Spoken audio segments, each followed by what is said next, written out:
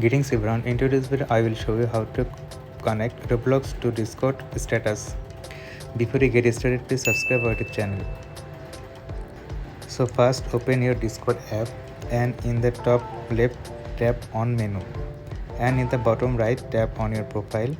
So the problem is that Discord has an auto detect feature that scans your system and can recognize that games you are playing, but the feature is only available in the Discord PC and not in the app. But there is a way to set custom status in the app. So here tap on the set status and here tap on set custom status. The Discord app don't have a feature to show status automatically that you are playing Roblox on your phone, but you can write here, and here you can select the time limit of the status: clear tomorrow, clear in 4 hours, 1 hour 30 minutes, or don't clear. Select the time how much you want. In the top right tap on save. So if you don't have Discord on your computer or laptop, this is the only way to show Roblox status on your Discord app.